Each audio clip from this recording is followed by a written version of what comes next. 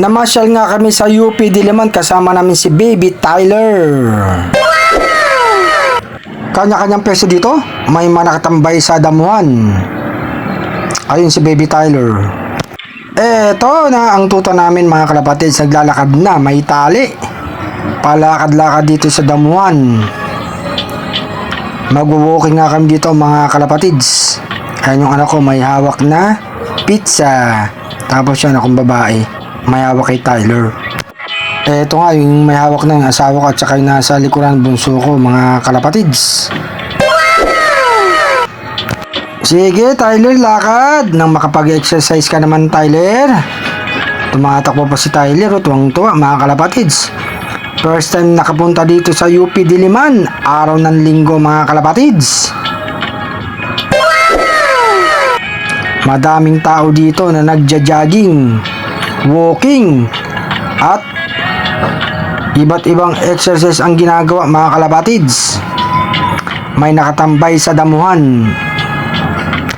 Eto rin si Baby Tyler mga kalapatids, hindi pa pagod Gusto pang tumakbo Pangwala yung tuta talaga, Baby Tyler.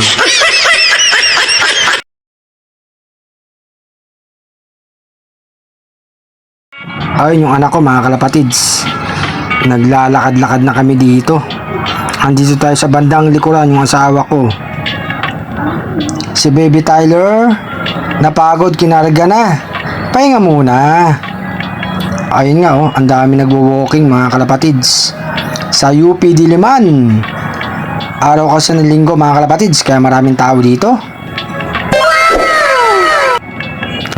Eto nga si Orsilov mga kalapatids, walking muna tayo dito.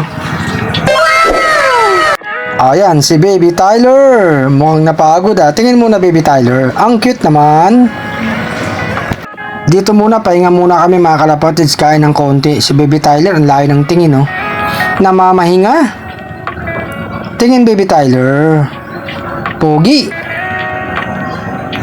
Ang daming ang tao dito mga kalapatids. Ayan mga kalapatids, kanya-kanyang pwesto. Tapos yung iba walking, jogging. Lakad nga ulit si Baby Tyler. Marami kang pwedeng gawin dito sa UP mga kalapatids. Biking, jogging, walking, at kahit anong gusto mong gawin na exercise.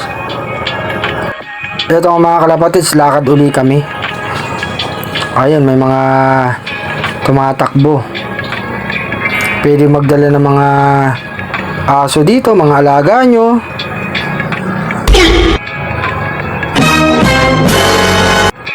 Ang dami ng tao mga kalapatids, marami rin mabibili ng pagkain dito.